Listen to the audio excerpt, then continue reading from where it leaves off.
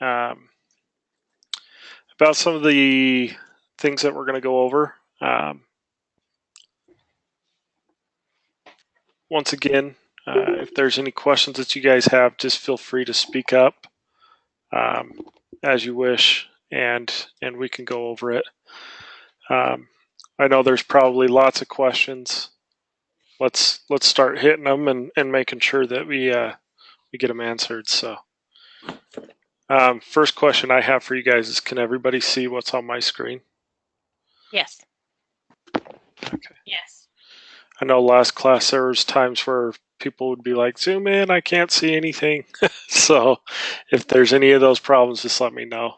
But yeah, so like Adam said, a lot of the material that we're going to go over is going to be really, really rough at first, and we are 100% frank and honest about that because that's exactly what it's boring.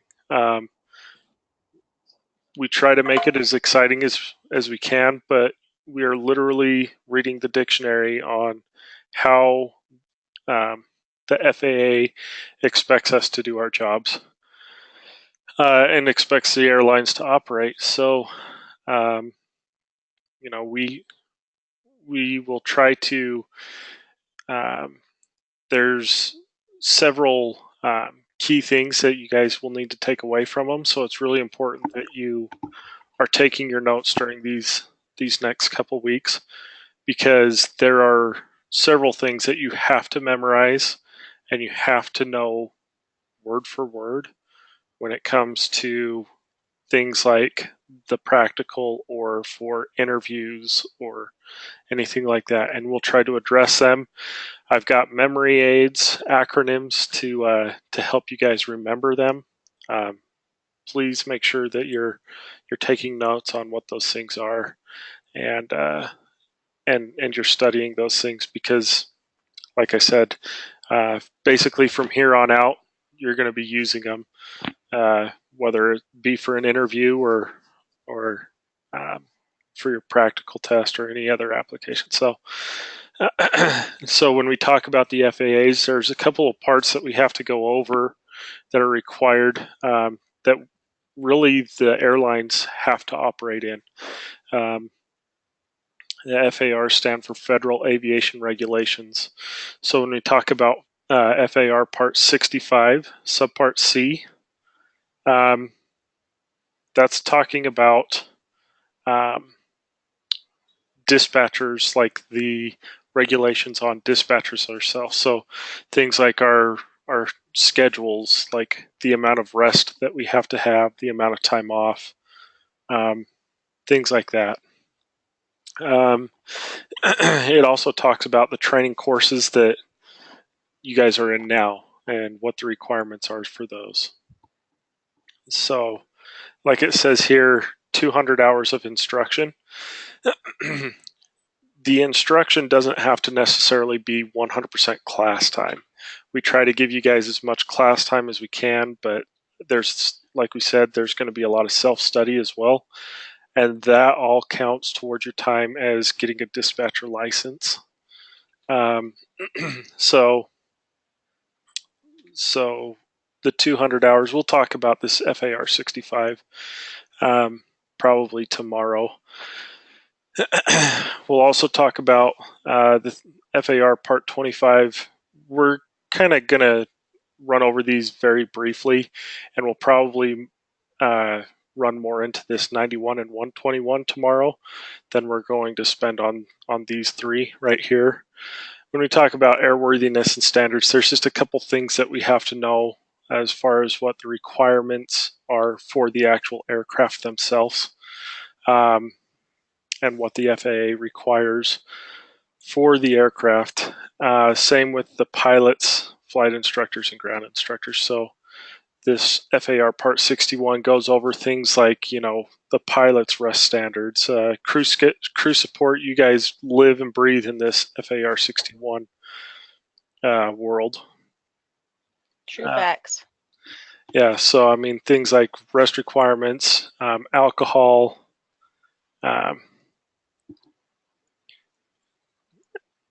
things like that. Rex is asking if we need to keep track of the personal hours, study hours. No, that's not really a requirement. When we provide the material, guys, for you guys to go over at the end of the night, or sometimes we'll just start out a class and say, hey, there's not going to be an actual class tonight. What we need you guys to do is go and read this advisory curricular, and then we'll kind of brief you on what you guys need to study. In those instances, we just kind of have a set time that we know it's going to take you guys to get through that material. We just have to be able to, at the end of the day, basically present our case to the FAA, because when we put our names, when we sign you guys off to take the actual practical test for the FAA, we're putting our dispatch certificate on the line and saying, I've gone over the material thoroughly that's addressed and outlined in FAR 65, and we've talked about everything, and you guys are ready to take the test. Whether you guys pass or fail at that point is actually on us. It's not necessarily on you guys. So believe me, when we say those 200 hours of instruction, it may be 200 hours of instruction, but you'll probably end up with well over that, just because of the amount of self-study and what we have you guys go over in class. And it doesn't, remember, this 8-week outline that we have set aside is just a time frame for us. We went well into the 9th week with the last class, more on a one-on-one basis. And there was even the week before, I met with several students and went over material. So don't feel like everything has to be crammed in this 8 weeks. We just set that as a timeline to accomplish the basic materials, but there's going to be learning after that as well. So if you guys feel like you need that extra time. So but yeah, then part 71 just goes over the airspaces. What is an airspace? Does anybody, I'm sure a couple of you know what an airspace is. Does anybody want to kind of give a brief overview of airspace?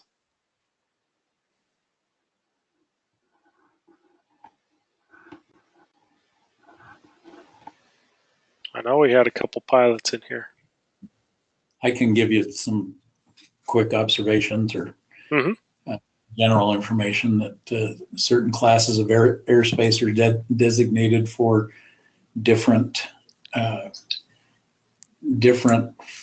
flight rules. Different airplanes are allowed certain airspaces restricted.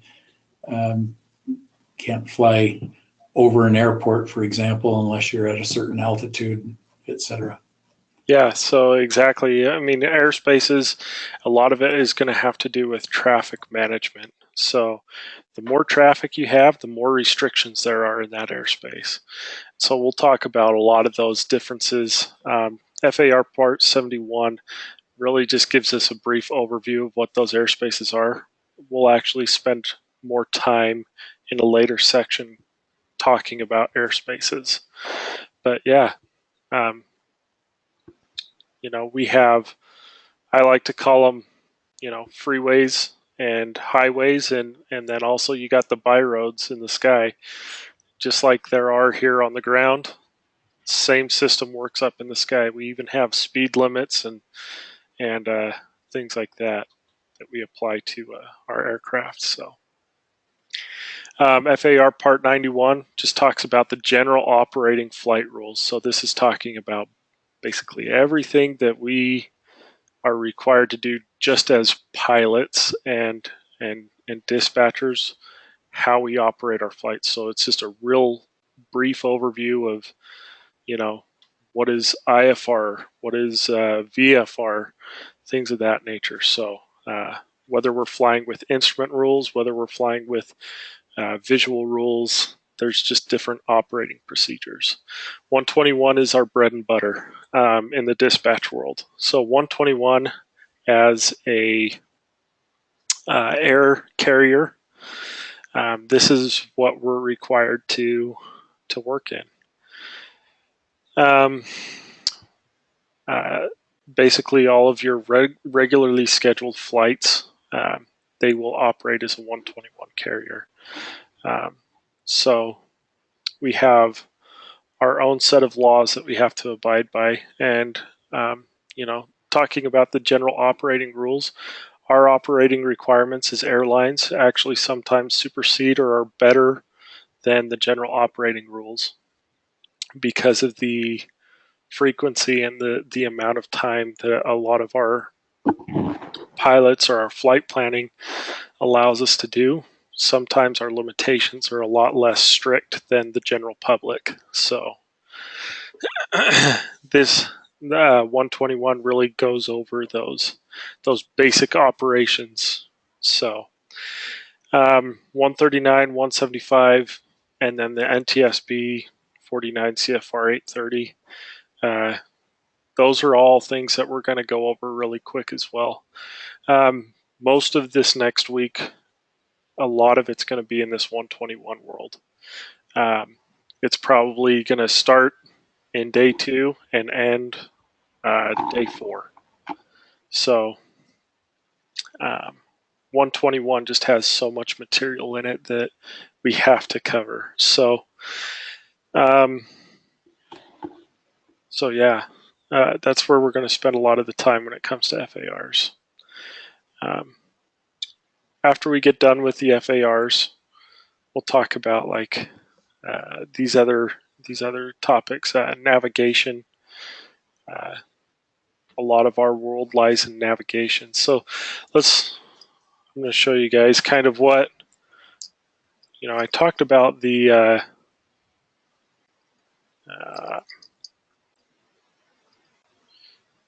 highways and freeways up in the sky here. This is kind of what our world looks like in the dispatch world. Here you have the continental United States, and you can see all these highways up there. Now this is talking about high altitude operations. We also have our lower charts that look a lot like our higher charts, but each one of these is basically a freeway in the sky. You can see these areas of this kind of blue color. These are airspaces, different airspaces that you can see here. You can see things like restricted airspace, things like that. And then this is what like VFR. So this is what a lot of the general public are using as far as charts go. But these aviation charts are what we operate with. And these VFR charts kind of give an easier on the eyes view of what we are more familiar with as a general public. You can see things like mountain ranges, freeways even. And then you can see the airports here. You can see airspaces. So when we talk about navigation, we're talking about using these charts and what these different highways and different signs mean on these charts. So we'll go over a lot of the navigational equipment that's used, and also how to read the chart and understand the material in this. So it's a lot, like we said, it's a lot to cram into a small amount of time, but we'll make sure that you guys are up to speed. And then, we keep saying that. I just want to address real quick. When we keep saying, making sure that you guys have an understanding, remember that getting your dispatch license doesn't mean, think of it as like a driver's license. When you're 16, how much do we actually really know as a 16-year-old? I know that I didn't know half of what I thought I knew. You know, I thought I was pretty amazing. I found out real quick how little I was and how little I knew. Now, in the dispatch world, think of that as your dispatch license. It is the basic understanding of how to operate in an environment. That's what we're providing for you, is that basic level of understanding.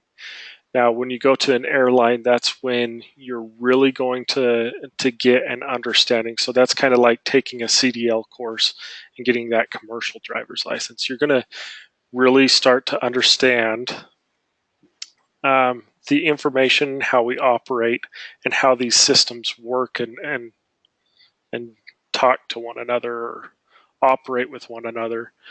So that's, once you get to the airline, that's when you're really going to get all this knowledge. We're just providing a solid foundation for them to build on. So don't feel like you have to know everything, is what I'm trying to do, or trying to say.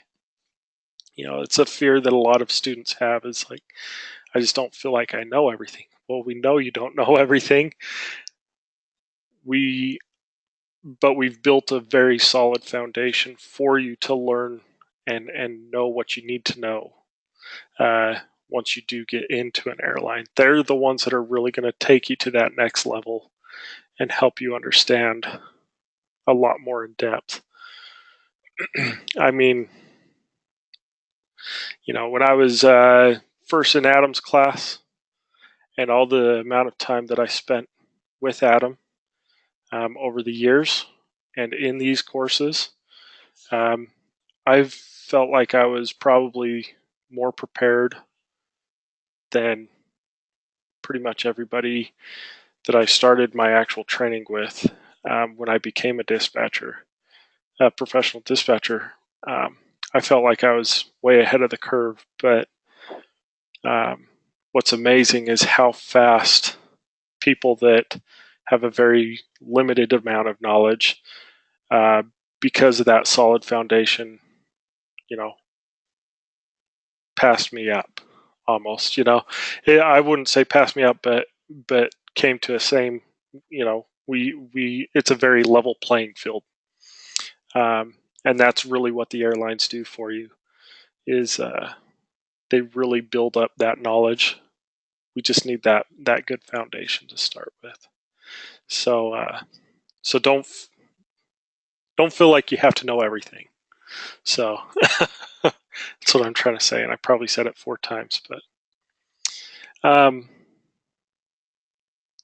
yeah, going back to this. So navigation, we're going to talk about the different ground-based navigation and GPS navigation that we use, as well as the communications that we require. So, and then talk about the air traffic control system. Air traffic control, they're kind of the traffic cops of the sky. They're the ones making sure there's proper order. You know, I've got a lot of family that are actually air traffic controllers, and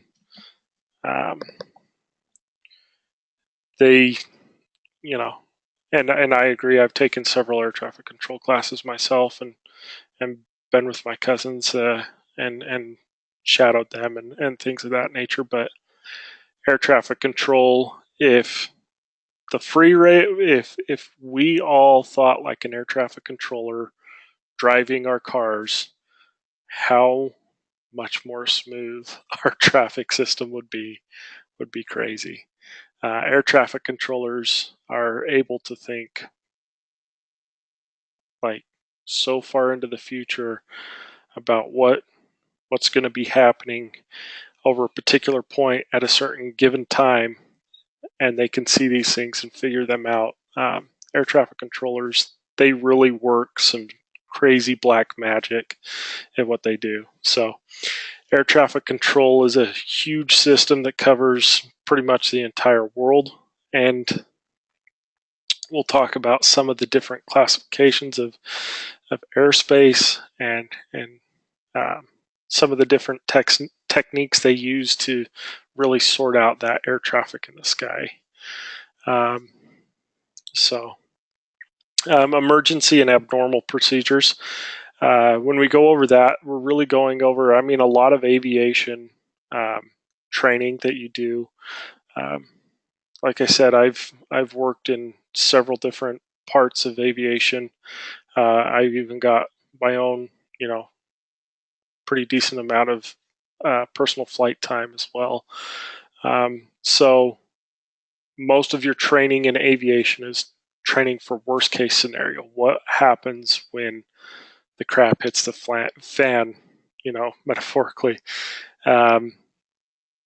These emergency and abnormal procedures are really what get us through those rough times. So we're going to spend some time talking about the different, emergency and abnormal procedures.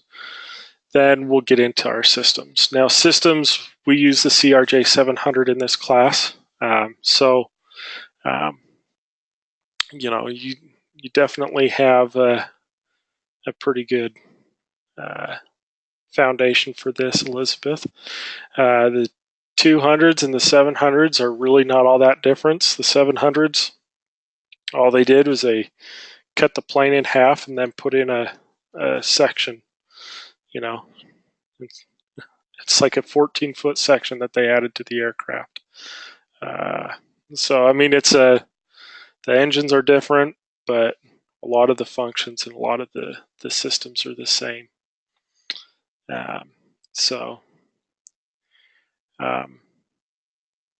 We'll talk about all the different systems that we have on the CRJ 700 aircraft, as well as some of the performance stuff that we're going to roll into our flight planning. Then we really get to what dispatchers really, really, really need to know. Meteorology is something that you really need to have a good grasp on to be a good dispatcher. We've got to be able to see weather and plan for weather to occur long before it even happens. You literally, as a dispatcher, become a meteorologist. You got to learn about how weather forms and things of that nature. So this is where we're going to go over that, and it's going to take up a good majority from week 4 to almost week 6. Is really going to be meteorology, as you can see. There is a lot to cover here. So everything that you could ever want to know about weather, we're probably going to cover that and more. So there's just a whole lot to learn.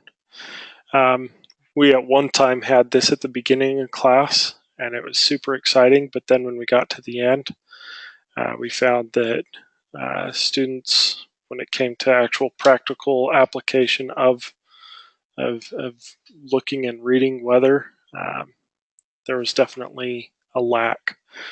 And so we've adjusted how we teach this, the order we teach it in, to help you guys really remember and understand and know how to apply it.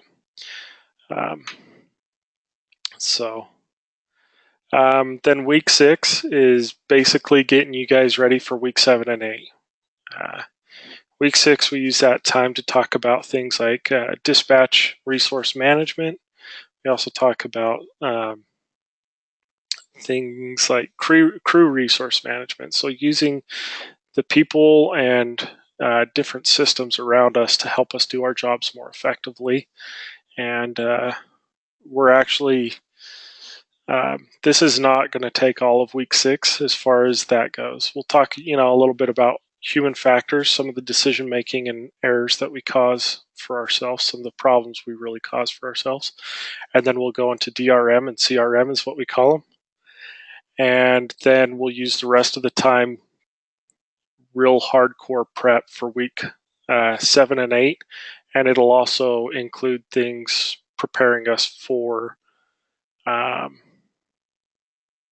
really the practical and the interviews that you guys will have in the future. with whatever airline you guys decide to go with. But week 7 and 8 is all putting, rubber to the road. So that's when we start taking everything that we learned over the previous 6 weeks and applying them to flight planning. So this last class, we had a super fun time. It was 2 weeks, and we spent a heck of a lot of time together, just going over flight planning. So it's really enjoyable. Everybody from the last class, pretty much every class when we get to flight planning, everybody really comes together and really it's a really fun time. So like Adam said before, there's a light at the end of the tunnel, and if you bear with us, we're really going to make it a fun class. And I really enjoy flight planning. This is my favorite part of the course. And it's really where you learn the most. So we'll start talking about what all of this means, and we'll start applying it to our flight planning. So now this very end of the course outline talks about our overall subject hours. This is just a rough overview. Like I said before, there will probably be a lot more time applied to certain subjects. And as you can see, it totals 240 hours here. But I'll tell you right now that it's probably going to be that or more total time between your guys' self-study of material we provide you with and or in class time. So these 8 weeks, I'm not going to lie, it's a little rigorous, but it's time flies, and you really the amount of stuff that you learn and take home is going to be pretty exciting. It's a very enjoyable course. At least I think so. I enjoy teaching it, but we'll definitely look forward to this time that we have. As for that, what questions do you guys have? General questions. We talked, during the break, kind of cheated a little bit, and we talked about some of the fun things of the job, some of the benefits, as well as some of the other course-related stuff. Do you guys have any questions or anything you guys would like to talk about?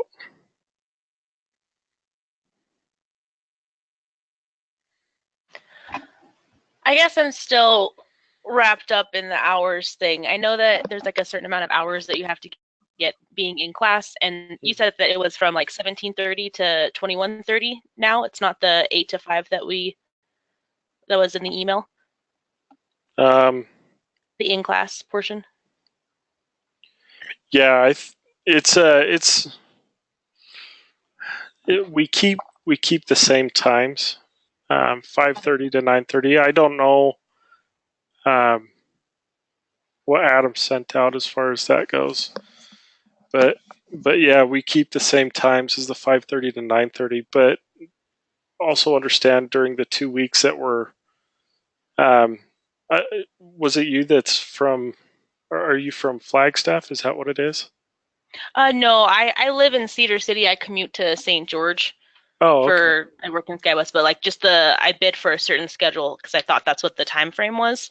I mean, I can make it work. I just wanted to make sure I'm planning very far ahead to make sure I'm there every day. Yeah. As for the in-class stuff, it'll be a 5:30 to 9:30, and it'll be those last 2 weeks of class is what I would plan on.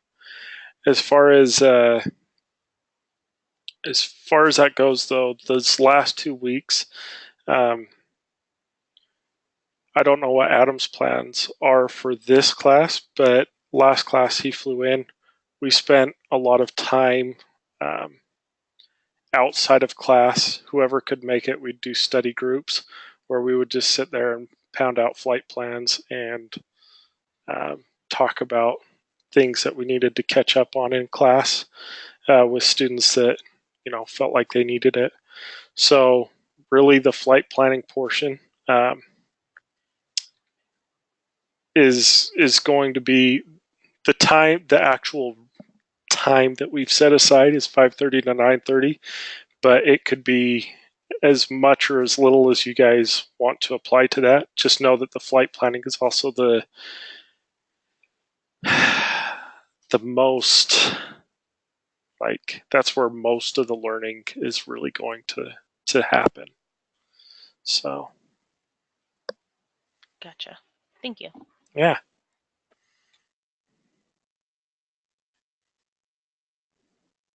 Hey, Garrett, this is Jeff. I'm just wondering if you're able to provide us any guidance on those of us that have the Sheffield ADX Prep software.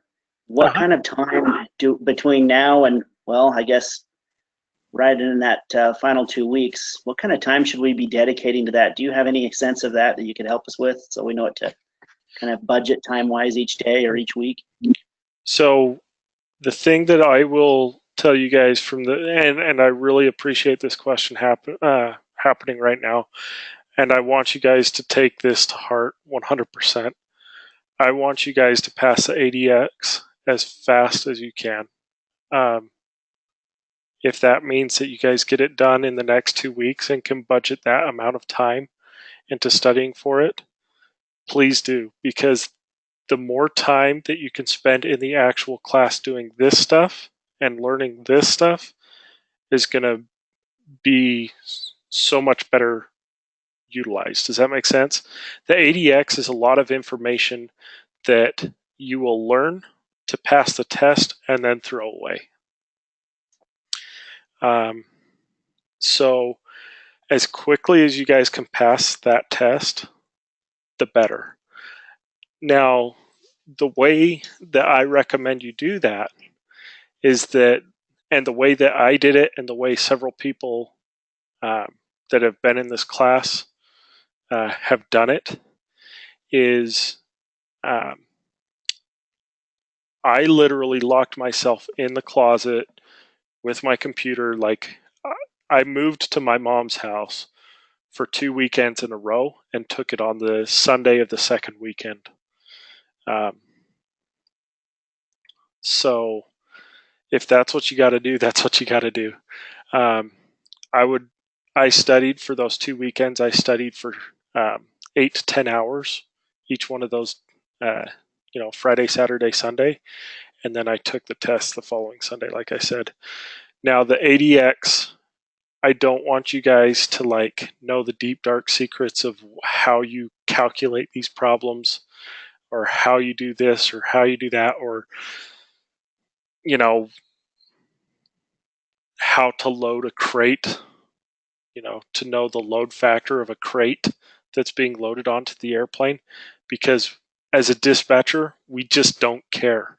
And it is information that you will never use again. And the FAA, I don't know why it hasn't been done, but the FAA really, really, really needs to go over the questions in the ADX and throw 90% of them out, because they don't apply to the job as a dispatcher. But it is a required test for you to become a dispatcher. Now, the only reason why I'm saying this is because Adam's not online, but Adam would agree that the ADX is incredibly difficult because it's a lot of information that you don't need to know. So that being said, when you get the software, whether it be Sheffield, whether it be Shepherd Air, whether it be Dauntless, whatever program you're using, use the program. I don't know, what are you guys using program-wise? Shepherd. Shepherd. Okay. Yeah, it sounds like most people are going to be using the Shepherd. That's what Ed recommended. Yeah, and I would recommend it as well. Me personally, I use Dauntless with Shepherd Air, so I used both applications. Has everybody bought the software already? Yes. Okay.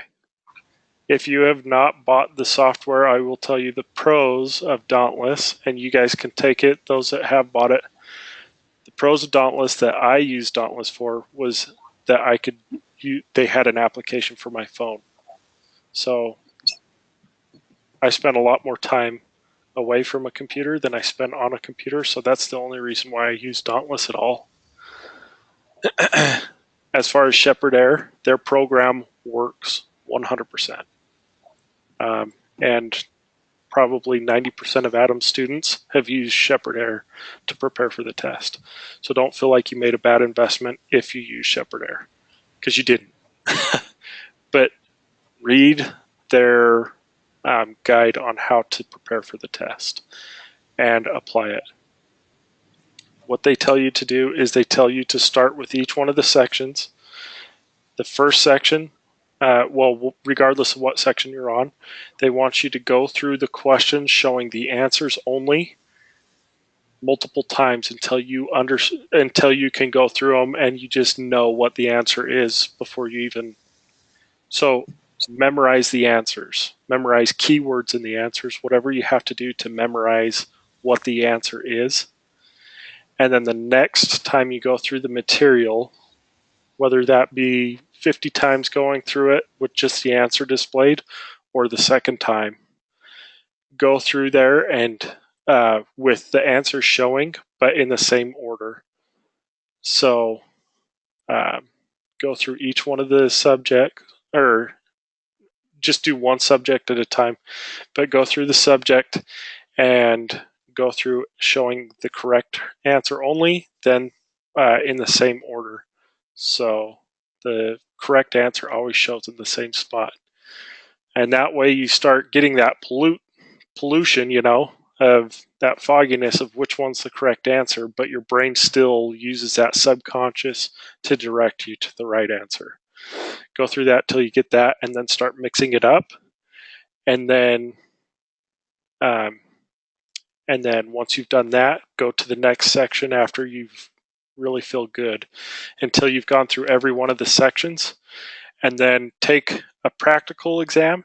If you score above a 90%, I believe is what it says, then take it one more time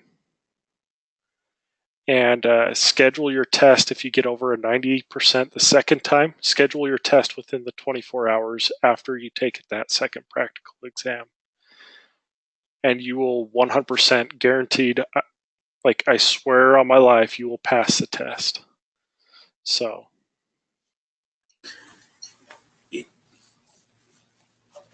Garrett, is there a timing as far as, if you sign up for a test, can you get in that quick? I've seen certain industries where there's a waiting period for testing. Yeah, dispatchers, there's not really a problem. If you're in the St. George area, yes. Right? So Dixie State is where the test is taken, and they can get you in within hours. So yeah, it's they're very accommodating. I know it's pretty much the same no matter where you're at. There's so few people taking that test that they don't generally have scheduling issues. And for those who may be concerned about what if I don't pass the first time, what is are there any waiting rules for taking it again? So if you fail the ADX, all that has to happen is you bring me you bring me a sheet that says these are the subjects that I need more time on. We can actually pull up those subjects in the test software. We can go over them really quick, and then I just sign the paper and you can go in. Last class we had a kid. Now, when I say this, you got to understand the background, but the kid took it 3 times. Now, that's extremely painful, and that is an extreme case. Me personally, I would never want to take this test more than once because it sucks. It just plain outright sucks. And I'm not trying to deter anybody, but I'm just trying to tell you, get it done as quickly as you can and only take it once. But the person that failed 3 times, the reason why they failed 3 times is because they weren't applying or studying the way that Shepherd Air designated you to study the software. Does that make sense? Yeah, the reason that I asked that is I had taken some test preparation courses for a variety of different securities and insurance licenses over the last 30 some odd years, and one of the course teachers or directors said you can take this test as often as you want until your credit card no longer has a balance available. And so I just wanted to know if there's any three strikes and you're out or anything like that. Nope, none of that. So just like that, it's you can take it as many times as you want. But do understand that, it's $150 a pop.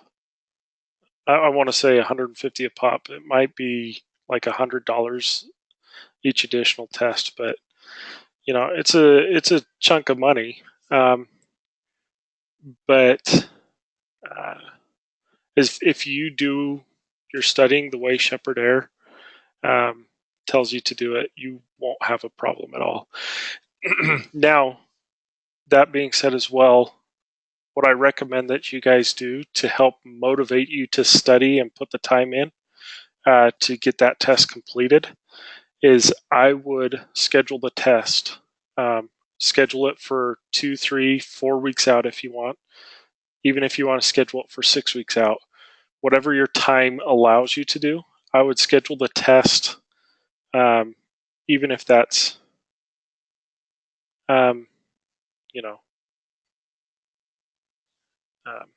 whatever that amount of time is, allows you, schedule it, and then that'll help motivate you to take the test. We're going to take a quick break. Let's do like 5 minutes, like Ash is asking for, and then we'll get back on and finish off the class. I just want to take another 5-10 minutes, and then we'll be done.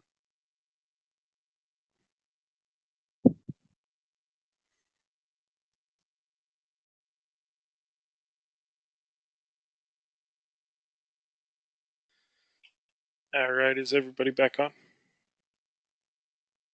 Yep. All right. So, yeah, like I said, I just want to take another 5 or 10 minutes, just kind of close up class here.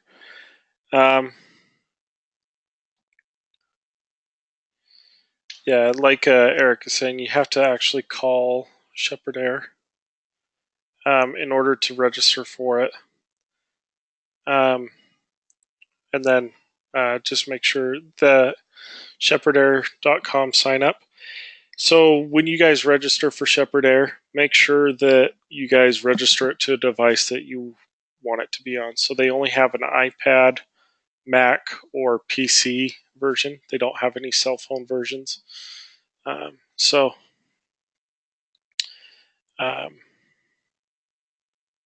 yeah, make sure that you guys are registering, and it will only allow you to sign into with one device. So make sure that you guys, assign that software to the device that you guys are planning on studying from, and you do have to call them during business hours. But but yeah, as far as the and then it looks like they upped their price $10 since the last time we had the class. So yeah, it's it's a great software. Just make sure that you guys are using it correctly. That's the biggest takeaway I can give to you guys. And then knock it out. As painful as it will be, knock it out as fast as you can. That is the one thing that tends to hold up any student that doesn't complete the course is the ADX. So get the painful part out of the way as quickly as you can. And then once you guys pass that test, you guys are the only ones. So you guys, and then Greg and me and Adam. Greg's the we call him a DADE. He will be the one to administer your practical test. Between me, Greg, and Adam, you guys, those are and you guys, you are the only people. We are the only people that will ever see that score. It's never asked for when you apply for an airline, when you do anything else. So as long as you get that passing score of 70%, then you guys, it doesn't matter. Even if you get 70% on the nose, that's all that matters. So as far as the ADX cost covered, it's just pulled out of so what happens, at least the way it did last class, and Adam's the one that runs the financials of the school, so he can tell you more information or correct me if I'm wrong. But as far as the test cost being covered, what happens is you guys will pay for the test, and then Adam reimburses you the cost of the test. So he can give you more details on that, but that's kind of how I understand it worked with this last class. So,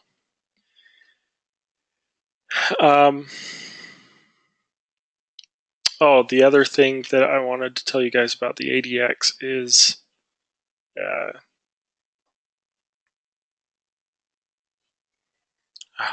I just lost it.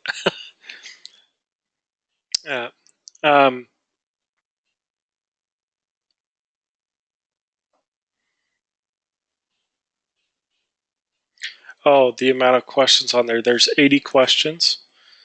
To get a 70%, I think there's you can miss, I think it was 23 questions or something like that. So that's a good way to remember how to pass the ADX, is making sure that you guys are studying, but also know that you have that buffer and that it's good to know that information, because this is the way Adam will tell you he took the test, and this is how I'll tell you I took the test. Basically, we went through and answered as many of the questions as quickly as we could. The questions that we're taking took a little more input or thought to answer. We'd hold off on. Once we had gone through every one of the questions on the ADX, we went back through, counted the ones that we knew we were 100% correct on, and as long as you got more than, I gave myself a buffer. I said if I'm not 100% that I answered the question correctly on 15, or on 65 questions, so meaning I missed 15 questions not answered or don't feel good about, then I was done taking the test. I would just go through and quickly answer the others, and I was done taking the test. So look at it any way you want to. Anything you guys got to do to help you pass. We're just telling you from our experience taking the test, some of the tricks that we learned. But yeah, and we're going to harp on this test pretty much the whole course. we'll ask you guys at least once a week who's taking the ADX, who's planning on taking it, and when you're planning on taking it, just to make sure you guys keep that in the forefront of your mind and what you're studying. Get that ADX done as quickly as you can. The earlier you get it done, the more time you're going to allow yourself to dedicate to the stuff we're learning in class.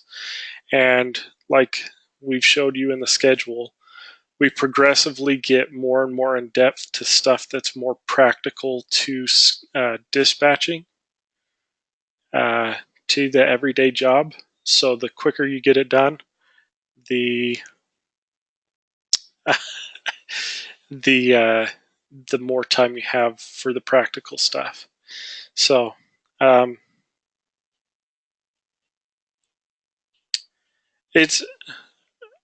we're making it sound scary. Don't beat yourself up over it. I'm just really telling you guys, this is the test. What I'm trying to emphasize is that the test isn't difficult in and of itself as long as you follow the procedures that Shepherd Ayers set aside. Memorizing the answers and not memorizing the theory of the question is what's going to get you through the test. So that's what I'm trying to emphasize. Don't scare yourself, don't freak yourself out, because it doesn't help anything. But just go through the questions as quickly as you can, memorizing only the right answer. Because if you can do that, then that's what's going to pay off big. So, Garrett, what is the process for scheduling the exam? Do we call Dixie College Test Center? I will need to get more information on that. I know I haven't taken it through. I didn't take it through Dixie State, so I will call and talk to one of my previous students. Oh, there we go. CAT test. Okay.